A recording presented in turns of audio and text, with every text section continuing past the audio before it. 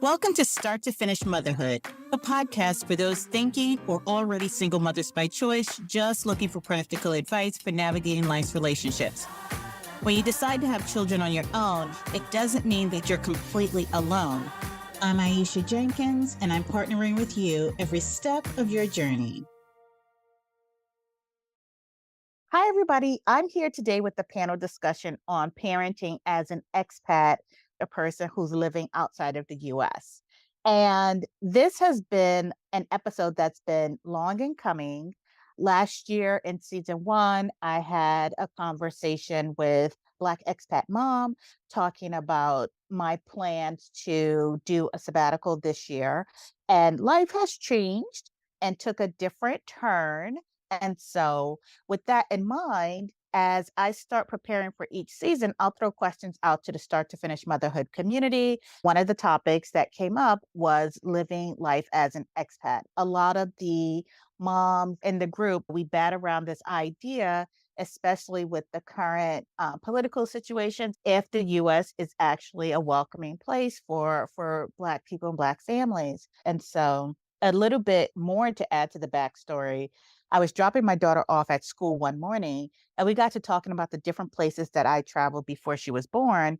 And it was funny because as I was telling her the story and she was asking me questions, her tone was like, the nerve that you had a life before I was born. And so I chuckled. And so to prove to her and to me that I had a life before her and her sister were born, I pulled up the different pictures of the places that I had traveled: Bali, Sydney, Australia, Fiji, Qatar, just the different places I traveled for vacation. I traveled for work. I traveled as girlfriend trips. And she asked me, did you ever live in any of these places? And I said no, but it has always been a desire of mine to either travel extensively to one place or live one place outside of the US before my life on Earth ends. So I'd like to. So I've reached out to some folks in the different communities that I'm in with expat parents. And so one person, Lisa, who leads a WhatsApp group that's called Hermana Collective. She was just instrumental in helping me pull together this episode. And actually, there are a few people who have influenced, inspired me to even consider expat life. There's Stephanie Perry, there's Rashida Dow.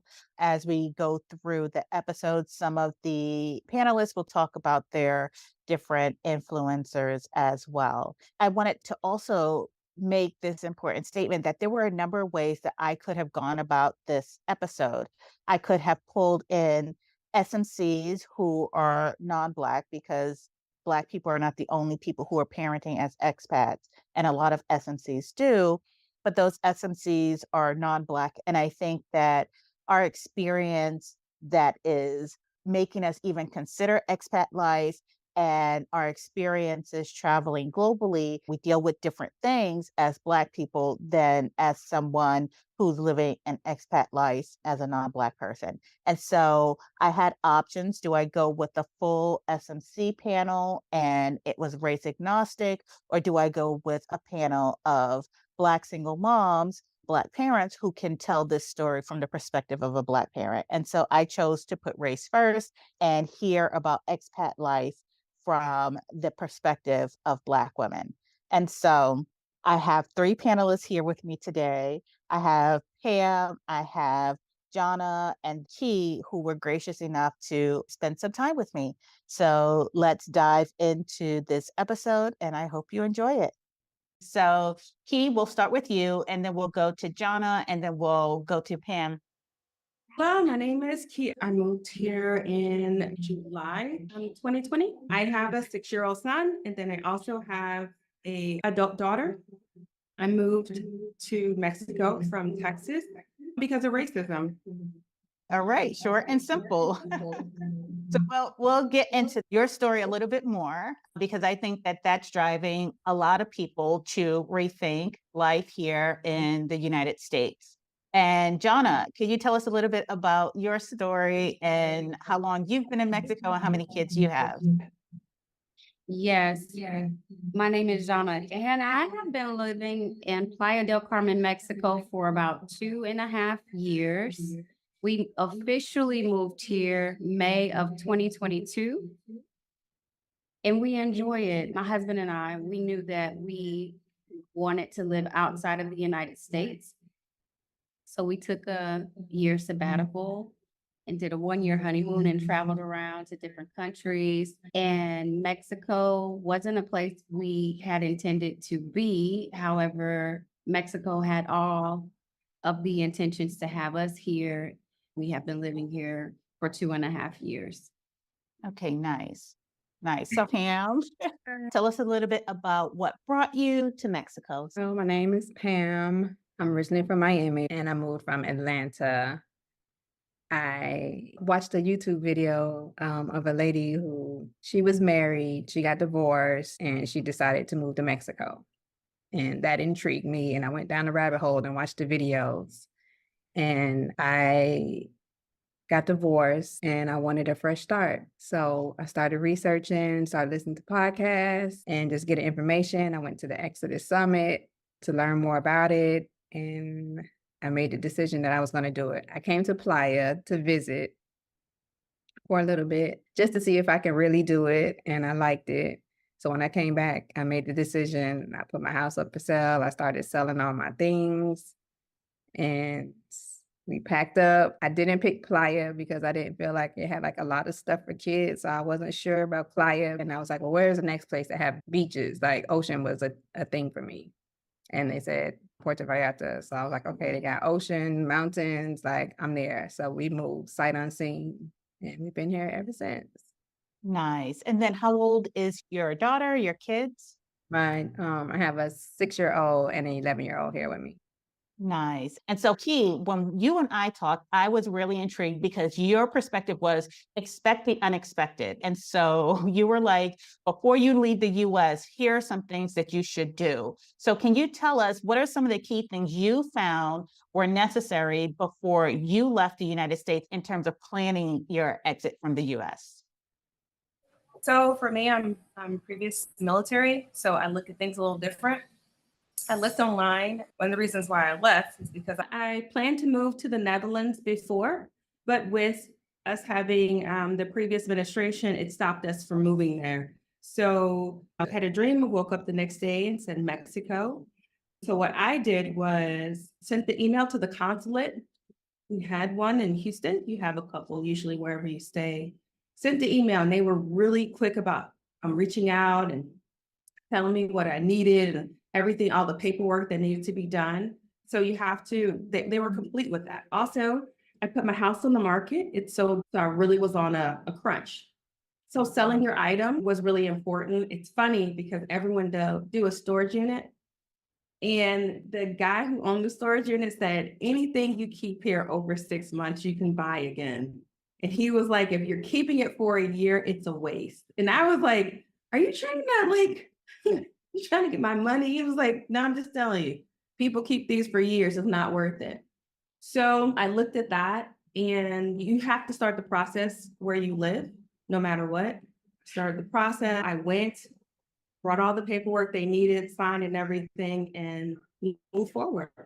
They accepted us on the visa and came over. And then when you're here in country, you only have 60 days to complete the process.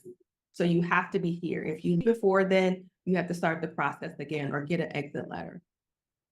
How many months in advance did you do your paperwork in Houston? I did my paperwork as soon as my house sold. I was like, oh, okay, I'm for real leaving. And then I did the paper. Sometimes they don't do it all the same day.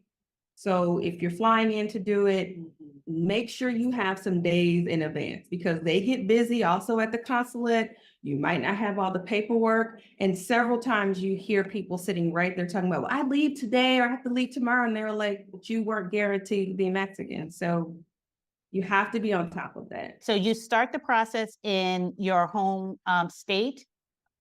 Well, after you get the requirements and they give you the visa, they're going to stamp it on your passport. And they're going to tell you you have 60 days to complete the process. You have to complete the process in Mexico. So you have to come over to Mexico. And you're here, you're not going to get the appointment on the same day either. So when you come for those 60 days, trust you're going to be here 45, 60 days before you can get the appointment, before they see you. Nothing happens really fast. Okay. All right. So you knew that you wanted to leave. You put your house on the market, your house sold really fast. And then you started your paperwork here at the consulate in the US. And then from that point, you get your stamp. You have 60 days to go to Mexico and complete the process on the Mexico side. Yes. I didn't do Airbnb. I didn't really trust them. So they have several different companies, just like in the States. You have realtors, but you have companies. I rented a place on the beach for like 3 months. I knew in that 3 months I needed to get here, and I met some amazing people when I got here. So I didn't negotiate anything. I purchased my vehicle in the first 2 months because taxis, just get ready. Okay. When you don't have the car and you have to make these appointments. I did not negotiate that price. My local friends did, which was amazing. So I'm going to pause you right there and I'm going to pop over to Jonna. You are currently in Mexico. Remind me if you are temporary or a visitor visa, and then what was it like navigating the healthcare system?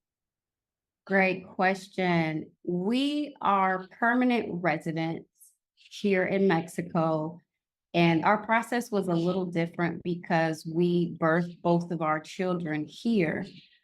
When we were with child and deciding on where we wanted to go, initially Mexico wasn't the number one place, but it ended up being where we landed. We initially thought we would be in Colombia. However, during that time, their entry into the country requirements changed. So we decided to start our family in Mexico. And I want to backtrack a little bit. It wasn't an easy decision. And I say that because my care in terms of my OBGYN and my care has been consistent my entire time living in Houston, Texas. And so my OBGYN knew me, knew what I wanted. She was going to birth my first child, but all the pieces just so happened to fall in place in a interesting way. When we were deciding whether or not we would birth our child in the United States or continue to live abroad and select the country, at the same time, my OBGYN, who I had for over 10 years, decided to leave the practice about a month and a half before my child was going to be due. So I had a decision to make. I attempted to get another doctor and they kept dropping the ball. And I had already started prenatal care during one of my visits to Mexico with an OBGYN who I developed a pretty good rapport with.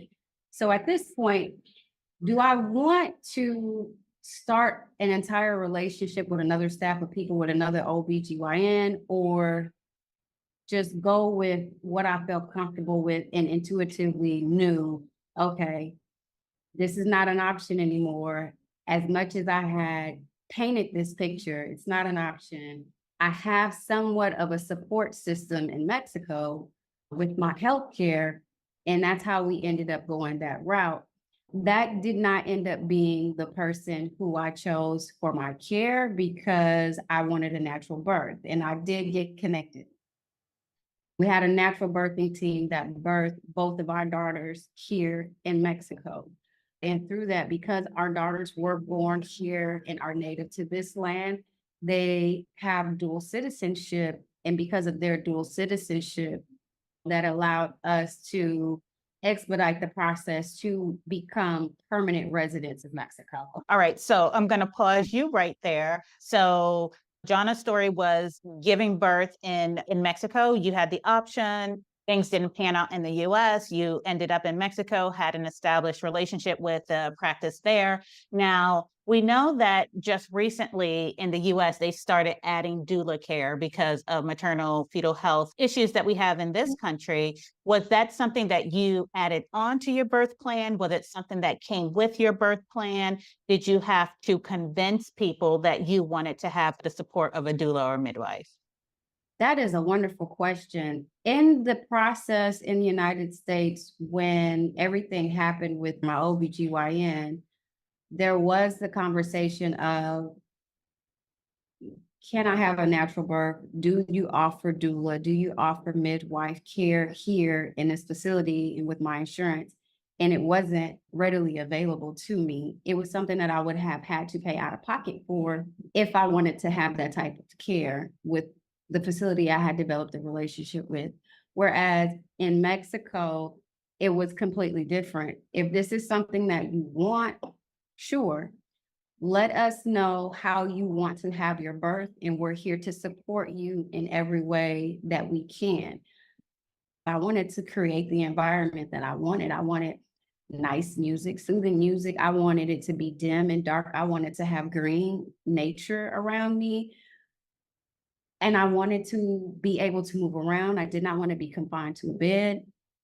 And I was able to have all of that and more here in Mexico. They are all about the mom, the birth, the parents, the child. What is it that you want and how can we support you? It wasn't, we need to take the child immediately to go pick and pry and poke and test. It was not that. I got to have my golden hour with both of my girls where after you give birth, they leave you alone. And that was an amazing experience. So it sounds amazing. So let's talk a little bit about the healthcare system itself. So Key, when you came to Mexico, you had a young child already. And when we last spoke, you talked about having certain Mexican-based documentation. Can you take us through that just a little bit? Okay, so it's a couple things. I think one of the main things that is overlooked is insurance.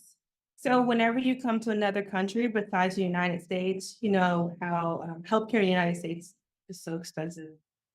You got hospitals everywhere, clinics everywhere you can be seen. It's not a problem. That's not the deal in most countries. I've lived in several. So here, if you don't have the money, you don't get treated. That's just what it is. It's not even a question. So for me, I have a son, and my son is a little adventurous. Like he likes to jump off of things. And so just think of a 6-year-old boy. So I have friends that live here, and they said, make sure you get some insurance. And I didn't think about it at first. I was like, insurance? But in Mexico and most other countries, if you don't have the money, you don't get care. So I looked into it, I got the insurance, which was great. Because when my son was really small, he had a really high fever, which caused seizures. And I don't know if you've ever seen your child have a seizure, but it's woo.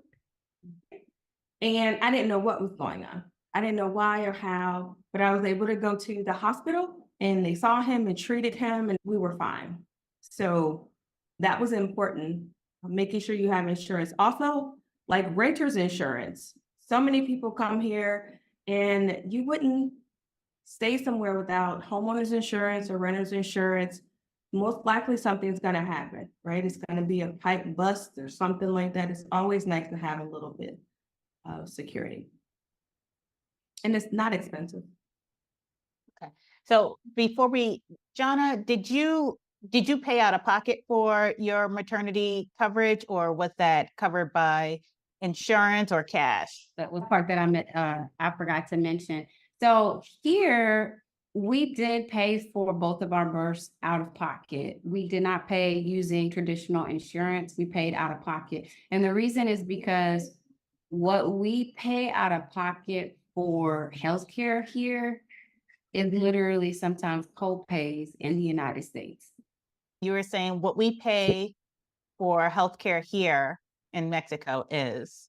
It's sometimes the copay that you would pay in the United States. I'll give you an example. Right before we gave birth to our first daughter, we were, of course, the algorithms and social media pulling up birthing things because that's the season we're in. And I remember seeing a reel about a young couple who had their second child. And so they kind of knew the ropes of what they needed to do to labor. They labored as much as they could at home. They go to the hospital. I believe she may have been 8 centimeters dilated. Within 15 minutes of being at the hospital, the baby was born. They technically did all of the work. Their bill for 15 minutes being in the hospital, I will add, they opted to stay prolonged in the hospital. They stayed one night because they wanted to get home to their older child, the oldest child.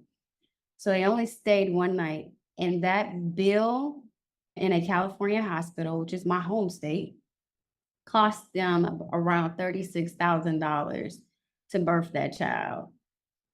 15 minutes. They didn't really do any work. I mean, the aftercare for that day, but that was a $36,000 day, if they even stayed 24 hours. Whereas here, the cost for us to deliver both of our children out of pocket was a couple $1,000s, a little shy of $3,000 for both of our births each. Wow. That was Out of pocket. yeah. I just want you like the emergency room visit for my son might have been $500 for them to see him with the seizure, had a seizure there, and everything else was about 500. For me to see a specialist here, I pay about 500 pesos. Sometimes it's 1,000 pesos. So it depends. It shifts. It's never over $100 to see an endocrinologist, like anybody you want to see. It's not over 100 For the entire care, not the copay, for the It's the whole visit. Usually the whole visit. I will add though, as a foreigner living in another country, it is extremely important that rules, regulations, because what I did find was when we were in our second trimester visiting here before we moved here, I did have a hospital visit. And in that hospital visit, I went to the general hospital, which is the public government hospital, and I needed to get a second opinion because they wanted to operate on me while I was pregnant. They wanted to take out my appendix, and I needed a second opinion, and I'm thankful for my intuition to get a second opinion because that wasn't the case. I went to a really nice hospital that took really good care of me. However, because I was a foreigner and not a resident and not a citizen, and they knew that, the cost of that care was robbery. It was robbery because the cost of that care was the cost of my birth for that visit, which was a few $1,000s. So it's important when you go to places outside of the country to get your ducks in a row and the legal things taken care of so they will treat you as such. And that's the difference with those stories of being a permanent resident as opposed to a foreigner visiting here and getting the treatment. The treatment was phenomenal. It was good. We got that bill. And they told us, we asked, what would this normally cost somebody who lived here? And they tried to evade the question, but they admitted that it's because we were foreigners that we were getting charged the amount that we were getting charged. I've been a permanent resident since, again, I did my paperwork. So I've been a permanent resident since I stepped in. And again, my friends have they show up to every single thing that I have. And I have not had that situation. I have not paid for you to go to the clinic. It costs next to the pharmacy a donation. So I had a whole totally different. Once you know somebody, you know the rules, and you Google Translate and you have it down, it's a night and day difference. All right. So Key, you moved to Mexico with a little kid who eventually became school age. So can you take us through what the process was like enrolling your son in school and picking a school? Okay. So when you get here, you get a CURP. CURP is like your social security number. Okay. So you need to have that for them to enroll in school. Now, it's a catch-22. You can enroll in any school here. It just will not be registered. Okay. So Mexico is different from the US as it's under SEP. You can look, STEP is all of Mexico. So any place we go, anywhere, you type in his name, you will see if he passed school, what grade he's in. It doesn't go by school districts or anything like that. So one of the things was my son he likes to play. So when we got here, he was playing, and his Spanish is amazing. Like, he is a local, and seriously a local. So trying out different schools, I initially did like everyone else, and everyone was saying, well, this is the international school. And we went to the international schools and we tried it. A lot of them were babysitting. So then it was like, okay, well, and the kids were sorry, I was gonna say something in Spanish. The kids were not super nice. They were entitled. Okay, because it's not just US here. You have Switzerland, you have Ireland, you have a lot of Russians, you have so many different people here and different ages where they have their children and helicopter moms and things like that. So you have to try out what's best for your child. For me, I was okay with him being immersed in Spanish. So I didn't need him speaking English. I didn't need a single word. School started, he didn't have to say a word of English. Here they tried, if your child only knows English, you try to get them in that school that they can have both. But really, it's not both. You might have an English teacher, but the rest of the day, 99% of the day, you get 10% for that one class, 90% is Spanish. So if you have an older child, usually it's a lot of problems, unless they want to gain friends and they play football and they do, football, not American. Soccer. Okay. Sorry, football.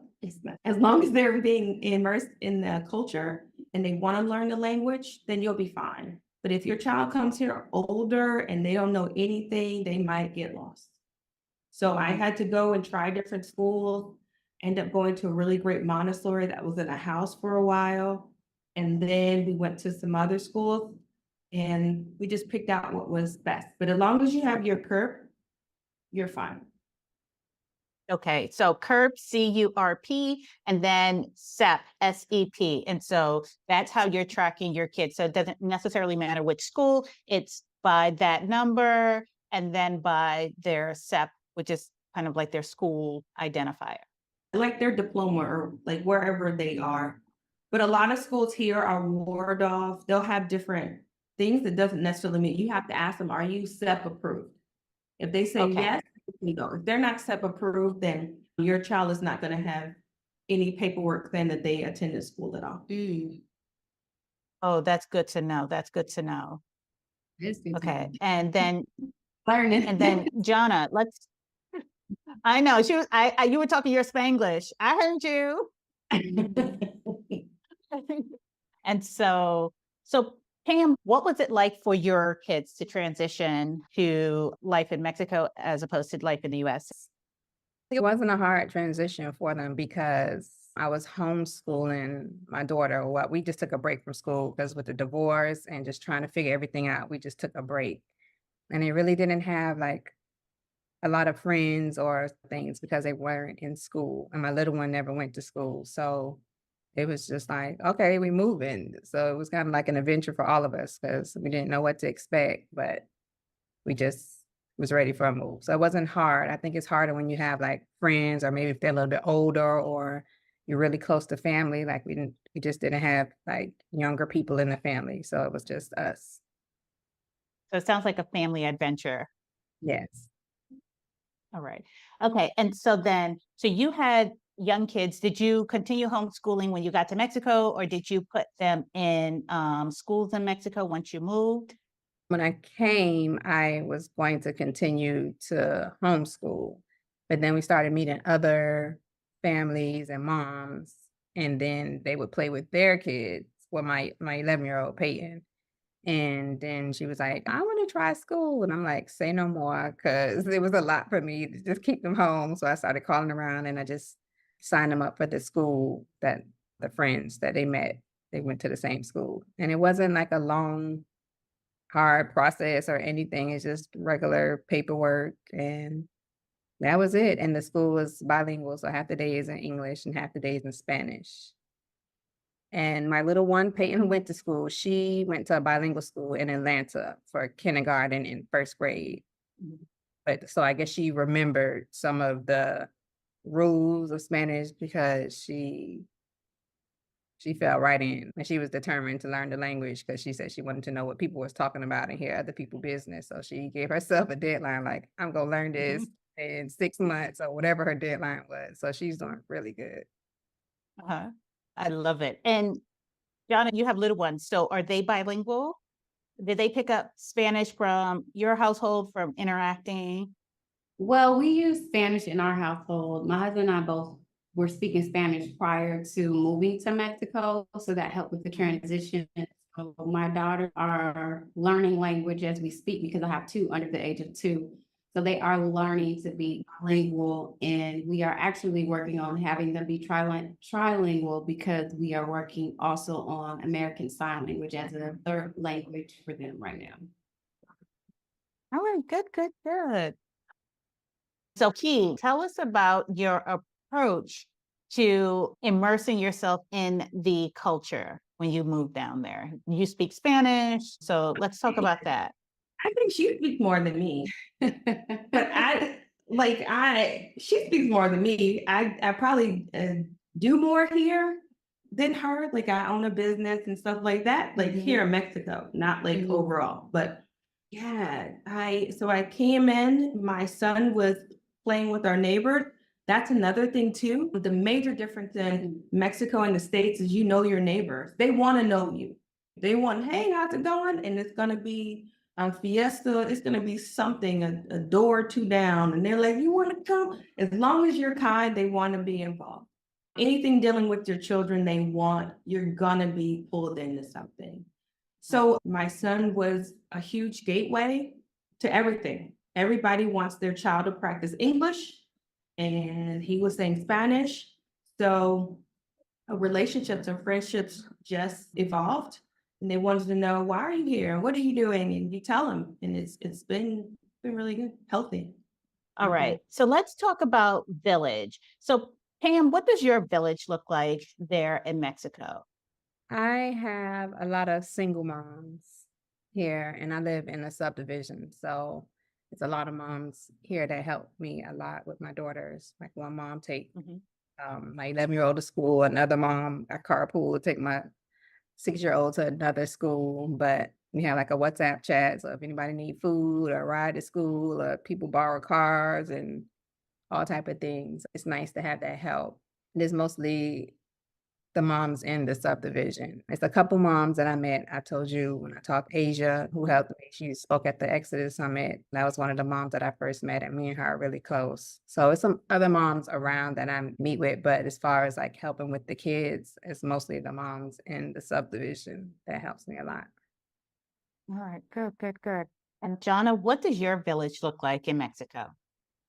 That's an interesting question for me. My village looks like my family unit, my children, my husband. I do have a few individuals, expat people here who are from America, who are a part of my village. The interesting thing about living an expat life, though, I feel like there is a revolving door. And I say that because for those of us moms, parents who are living out of the country, unless you have someone or another family who is aligned similar to you, a lot of the people you meet and you may grow to enjoy being around, they come and they go. So it's sometimes hard to build a village and keep a village because they'll be here, you'll be connected, you'll be dependent on each other to help out with children for a short period of time because people come and they go. So when we moved here, there was a group of individuals who I thought would be my core village, who we knew here from visiting, and they did help segue that village, but my village has evolved since I've been here. And part of that being one of our nannies She's from the States, she's from New York, and so she's become like family to us. And we have other parents, moms, dads that we met here with our children. I think having our children has helped us to meet other parents here. And that has helped with the transition into parenting outside of the US as well. Okay, yeah, that makes sense. I live in the DC area, and DC has a lot of transplants. People who come here for work might be here and then leave in 2 years. And so at some point, it was a hard adjustment for me to make, building the relationships and the friendships. You're just like, this is my pal. And then their assignment is up, they have to go. And so, yeah. Okay. And tell us a little bit about your village, right? So you're there with your son, you've got some people that you know from the expat community. I know Lisa was a big part of pulling together this conversation. What does your village look like? Oh, it's so good. So I have great friends. Like we travel together. They're local. They're from Mexico. So I've been to San Miguel, Mexico City, everything with nannies and children. I have a smaller group of expats. I don't have a big group because I have a little son. And so I have to be, aware of that. But they helped me. Like I literally just opened a business and I was like, well, they were like, you already got your Airbnb, this to go to notary. And it's just been very smooth. I don't know. Without them, I don't think I would have stayed at all. I couldn't do it. I think having children and having local support is amazing because you don't have family here. You have to realize, right? Your family's a plane ticket away. So you can't get sick. You can't get anything unless you have that support. Not just to pick them up, but I'm talking about like I have them for the day and just think this is it's amazing. Yeah. Yeah. It could be intense when you don't have a local village and it's you and the little one or little ones like all day, every day. And so when we last spoke, we did talk a little bit about childcare. And so I do want to talk about what it looks like. Are you doing daycare? Are you doing before care, after care, nanny? What does that look like for you on a day-to-day basis? And let's go with Pam. For me, I have a babysitter that comes 4 days out the week for like 4 hours a day. And it's a college student. She's like 19 and she helps me out. And if I need like to go somewhere or on the weekend or something, I have part of my family, I guess, is the housekeeper. She's an older lady, but she's been with us since we've been here and she takes care of the kids like her grandkids. So she helps me out a lot with my kids as well. Nice. But And since they go to then, school, I don't, while they're in school, then I'm good. good. And then Jonna, what about you? We currently have a babysitter slash nanny, and that's the individual that I mentioned who is from the States. We are looking and interviewing for a part-time nanny. We had someone, but they ended up getting a full-time position, which I'm happy for her.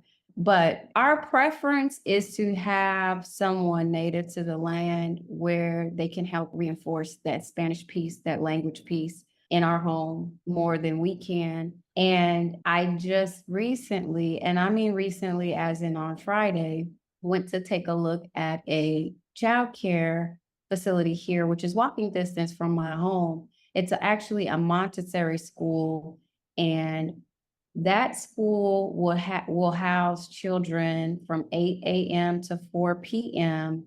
And I have the stats right here.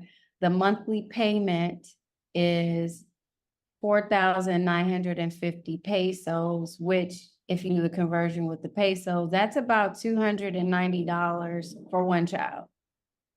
For a month. week or a month? A Oh, month, Nice. $290 a month. Now, this is from ages 4 months to right under 5 years old. For two children, it's 4,300 pesos. So it's less for two children. You're looking at about $250 between 4 and 4 years old. Now, that doesn't include your annual payment. There's an annual fee, registration fee, which is 3,200 pesos. which is about, don't get me, it's around $200, somewhere around $200 for your annual registration. And that's how much it would cost. If I chose and decided to put my 2 children into daycare, and it's actually a Montessori school. So those are options for us. Now, the nanny that we had is a retired nurse by choice. So she has medical experience and worked in the pediatrics area. And for her fee, it was about 120 pesos an hour, which is like $6 an hour, to have her to watch one child. For 2 children, and maybe about 130, 140 pesos, which would be about $7 to almost $8 an hour to 2 children. And that's with the conversion rate being about one US dollar to 17. That's current today, and the conversion changes daily. Now, the nanny will not only watch the children, she will work with different modalities with learning, wash the clothes, wash the dishes, will help out around the house. That's all. Part of it. And my eyes are bugging out of my head. And Pam, in terms of just babysitting, so you do like 4 hours. What does that cost you ballpark? She charges me like 90 pesos an hour, And that's like what? like $5, $6 an hour, probably. Okay, all right. So my mind is like exploding, but it's on par with the cost of living. So how much is rent, I think, in your parts of Mexico, just so that if people are listening from the US, they're not like me, like I'm just like, what?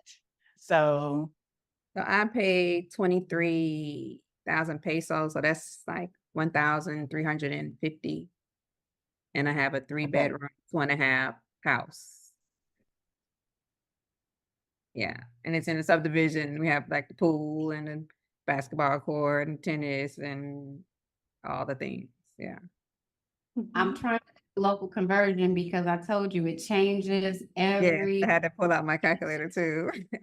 Oh, we have a 2-2. We have a 2-bedroom, 2-bath house with a front yard and a backyard. It's a gated community subdivision. We have access to tennis courts, basketball court, park. Now, this is not going to be what you would see in the US in terms of the amenities of the parks, but you have access. And we pay at the current rate about 1,000 for that. It's 18,000 pesos, but that it also includes the water and the internet. What we pay outside of that is for the electricity and the gas. And the gas, we may buy a tank of gas twice in 1 year, which is about, I don't know, 6 pesos each time. well, I'm about to fall off my chair. Mm. Okay, so we did have an interesting conversation when we last spoke, Jonna, about gentrification and the cost of things, and how do you make sure that you're paying market rate and we're not exploiting, because we've been having conversations about working with like a virtual assistant overseas. So how do you balance that with making sure that you're paying something that's fair and market rate, even though it might seem like, oh my gosh, $6 here in the US, but making sure that you're on par on a day-to-day basis as you're interacting with, let's say, if you go to a restaurant and you tip and taking taxis, how do you balance that? That is a great question because I would be of the opinion that we as Black melanated individuals living outside of the country, we are the gentrification. I know Key mentioned something different, and that's because here, specifically in Playa, you have a lot of Russians, you do have a lot of Canadians, you have a lot of people from the UK, you have a lot of people from everywhere, Jamaicans. However, it is very important to economically assimilate, I would say, because we are blessed to live in a country that allows us to come here, that allows us to be a part of the culture, to allow us to be a part of their life. And it is important to not push the local people out. Where we live is really amongst the locals. There, I mean, we don't live in an area where most of the expats go to live, which is okay if you choose to do that, especially if you are just segueing into another country. It's really good to find that community because it helps you transition. But where we live is amongst the locals. And it's important to ask a lot of questions, but find out what the market rate is for the locals. Find out what the locals do when they go to restaurants. How much do they tip? And it's just asking the questions. You don't want to go to another country with an American mindset. And I don't say that lightly, because this is why currently in the political climate that we have here is the reason why they are trying to deport so many people, because we are causing the cost of living to go up amongst the locals, and we don't want to do that. If you are an individual who enjoys assimilating and enjoys authenticity, then it's extremely important to know and do the research of what the local rates are, what the cost is, and then challenge, for example, the taxis from Central Playa del Carmen to where I live. It will typically cost, because I live a little further in the gated community, it may cost about 100 pesos. Now, if I don't know any better, they may try to charge me 250 pesos, which is robbery, to get to where I live. But that's because they think that I'm not a local. They don't know. Vivamos aquí en Playa del Carmen. I have my green card. I have my green card to show that I'm here. And sometimes you have to challenge them because they will charge you. So it's holding ourselves accountable, but also holding the people who try to exploit the foreigners, holding them accountable and letting them know this is not the rate. I live here and this is what the cost should be. And that helps economically everybody to thrive, and also giving back to the local business owners here, because as Black and brown people, it's important to support each other. And sometimes when you are an expat and you build this community, and I have this business, you have this business, where entrepreneurs living outside of the country, you feed off of that. But we're not stimulating the local economy as long as we keep the money flowing like this. We are in someone else's backyard, honey. So, all right. And so, Pam, how do you balance that? So balance the local economy, balance tipping, balance keeping track of what the current market rate is for conversions. I'm not the best when it comes with the money, with the conversion rates. And sometimes, like, if you go to the store, like some of the grocery stores, like the women or the people who work there who bag the groceries, like, they don't pay them. So it's up to you to tip them. So it's like, I always give more if I can, because it's just like, they're not making any money. And I feel the same way what Jonah said.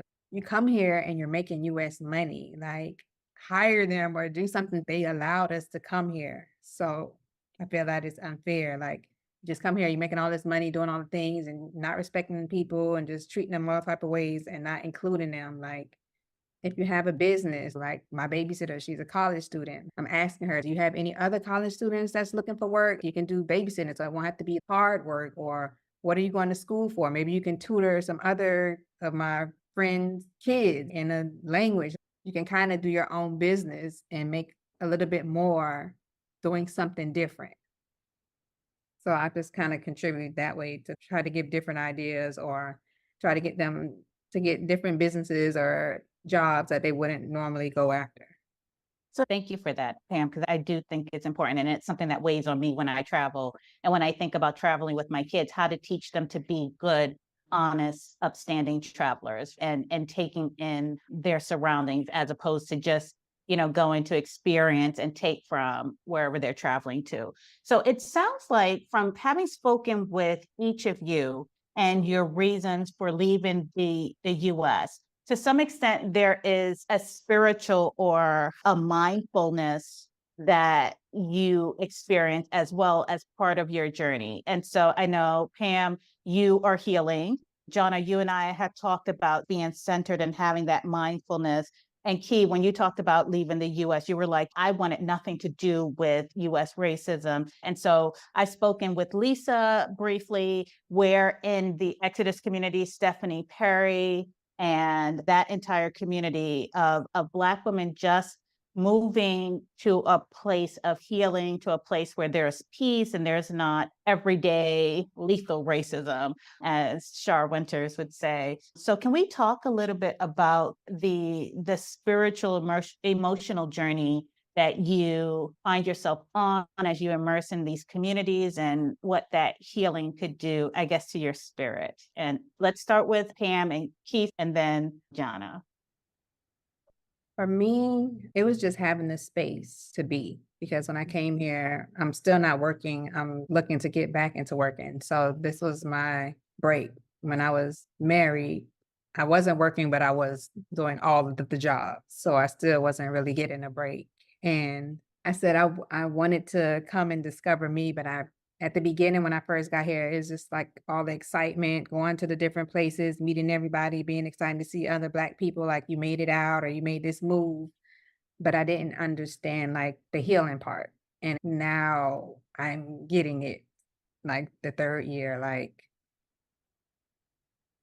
finding out about trauma. Like I didn't even realize I was experiencing trauma.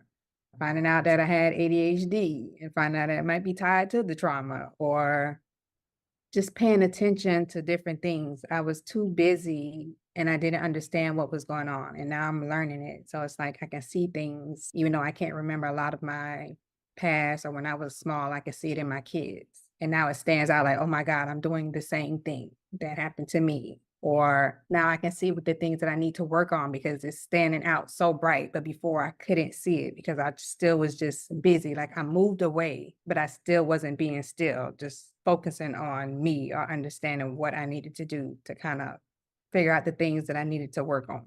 And I think just being away, to be able to walk to the beach and just sit or journal or be in nature, see my kids, play with other kids, like I just don't feel like the healing would have happened in the States. I wouldn't have had the space. It would have been too busy. Even if I go to visit, the anxiety, the rush to go back to the stores and dissociate and shop my feelings away. Like I didn't understand what was going on.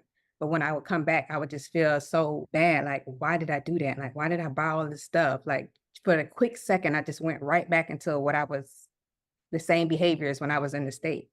And it's just a huge difference here. It's just a slower pace and you have time to think and you get to make a decision. Like, do you want to be stuck in Groundhog Day and keep doing the same thing over and over? Or you just, where I'm at the point now, like I'm scared because I used to just avoid, don't want to change, don't want to do new things. But now it's just like, I have no choice. I have to push past the fear. So I'm definitely a deep, deep part, like pushing past fear every day now, because I cannot stay in the same space.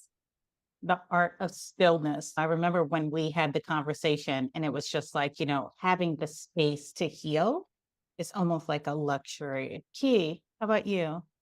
Okay, mine's probably a little different. I think the space of just being able to be the parent that I choose to be, having my son be at the beach, he's able to walk and ride his bike to school, or he's able to go to the park and we have a walkie-talkie. He can just tell me who's down there and I can trust that.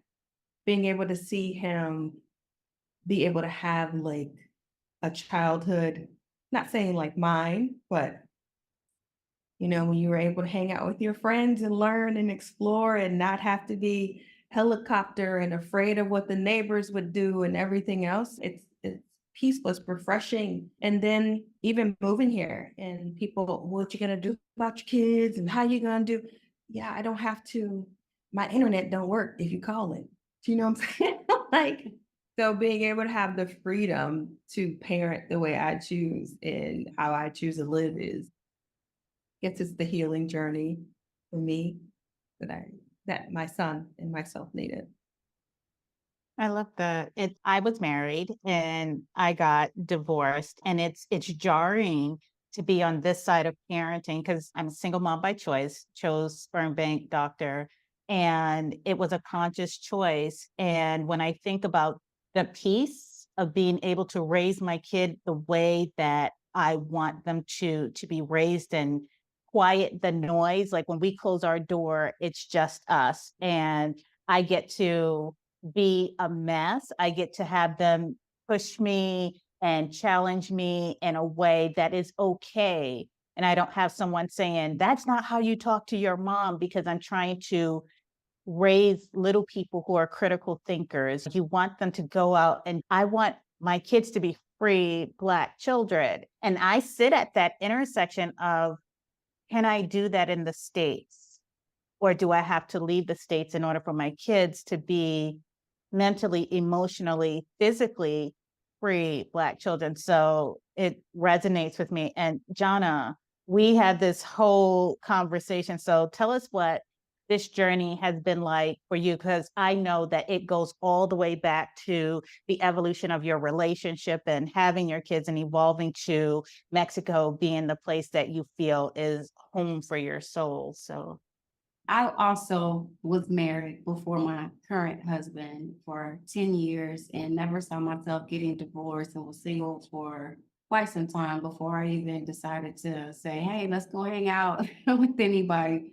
And I'm thankful that I'm living on this side of the testimony, because if you knew what life was like for me before, and I'm not saying that I was abused and neglected, that's not my story, but there is a story there. And if you just knew that side of the story, and to see me on this side, it's a beautiful place to be. And I'm constantly encouraging people who have women, especially us Black women, who have been through the mud and through relationships and feeling like, you know what, I don't even care anymore. That could be your story if you want it to be that, or you can change the narrative. And a lot of that also encompasses the healing that takes place internally, the healing that we decide to do on ourselves, but also the healing that's readily available here in a place like this. It There is a big level of deprogramming and relearning, deprogramming and relearning, deprogramming and relearning, and getting rid of all of the lies, getting rid of all of the deceit and nastiness that we have been fed in our Western American culture that has stifled who we can truly be. It's as simple as being. It's as simple as being a being. I mentioned to you earlier the cost of childcare here. When I asked one of my closest friends how much it costs for her childcare for her two children, it's about $1,500 a month, generally speaking. I am a well-to-do American. I work 40 hours a week minimum. I have children that I have to care for. I have a family I have to care for. I'm working to pay for essentials that should be there to help me live a life.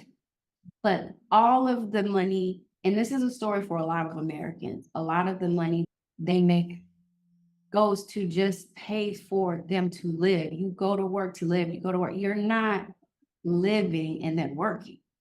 You're not living a life. You're in this rat race and in this matrix. And a lot of the reason why many of us have decided to unplug from that is because we plugged into something and we were enlightened to see a completely different life where we can just be.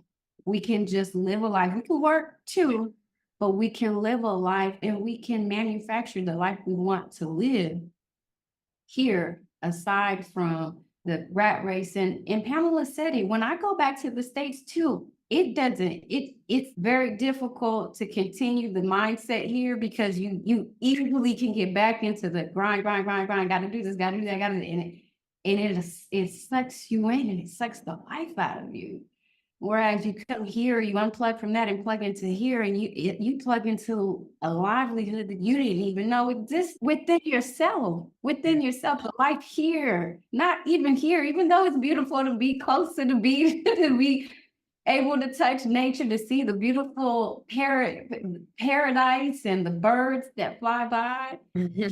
Oh, so on that note, I know we could just go on and on with this conversation. I know we barely scratched the surface. So I do want to close with if there were any tips that you would offer to moms who are looking to exit the US or go spend an extended period of time living in another country, what piece of advice you would give to those moms? And let's start with Pamela.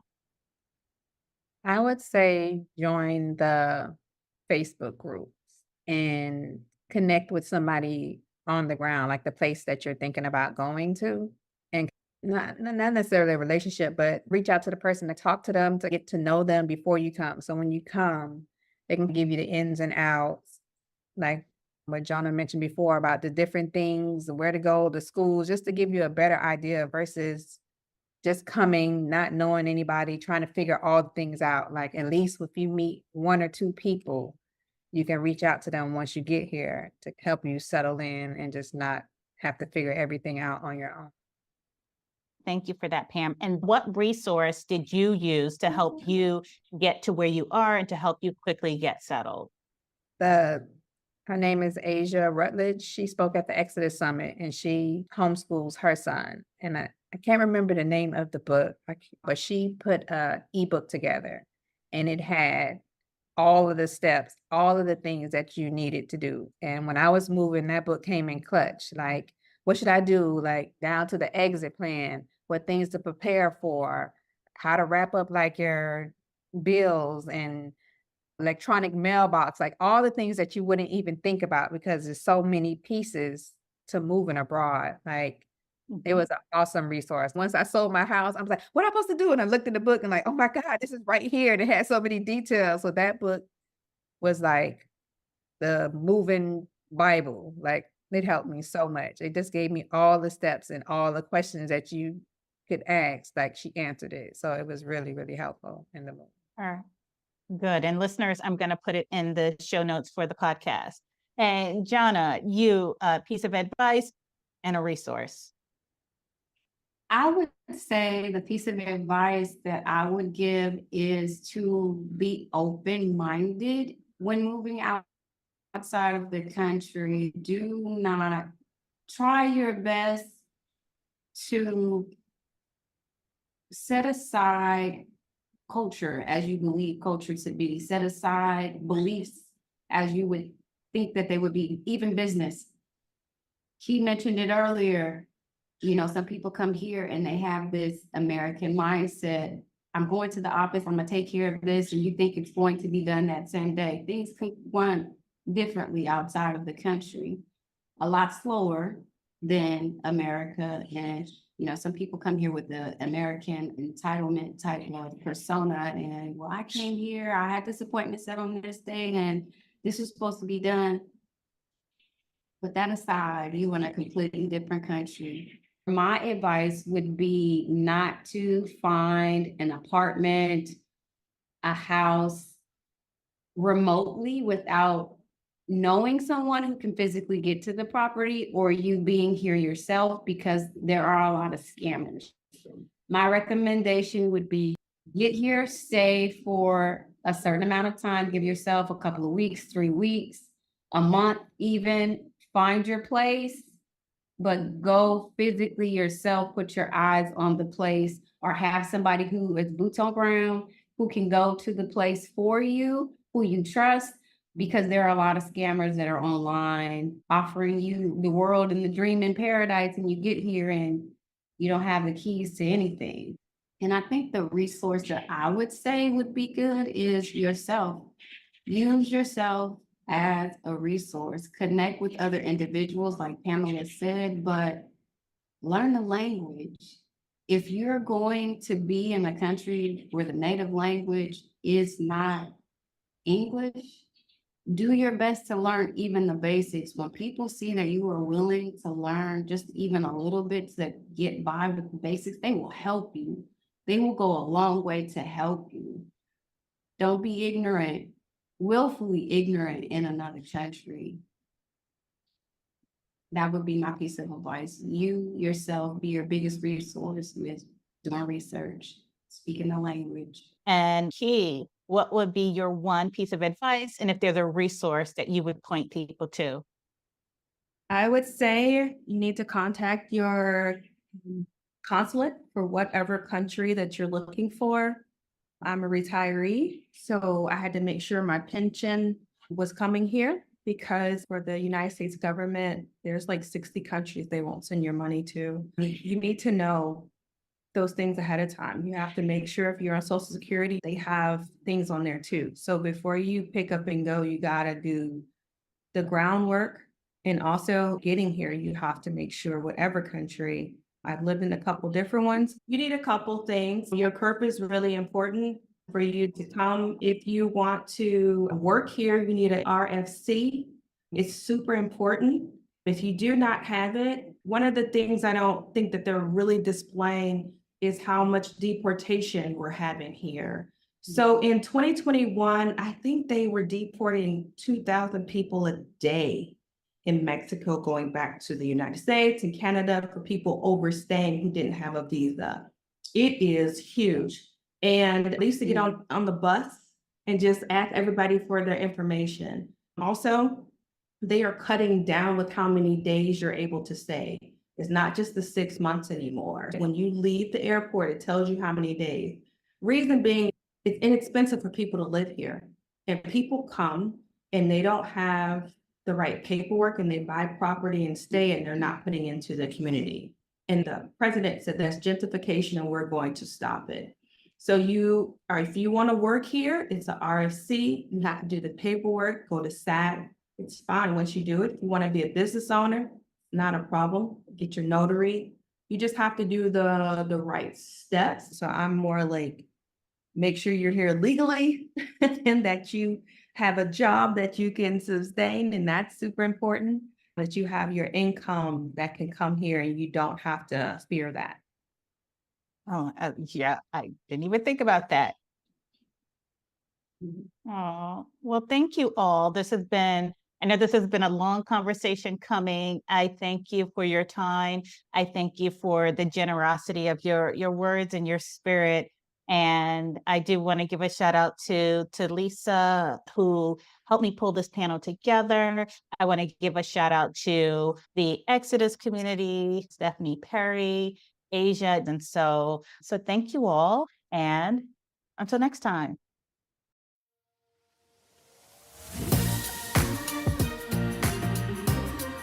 Thanks for listening to Start to Finish Motherhood with Aisha.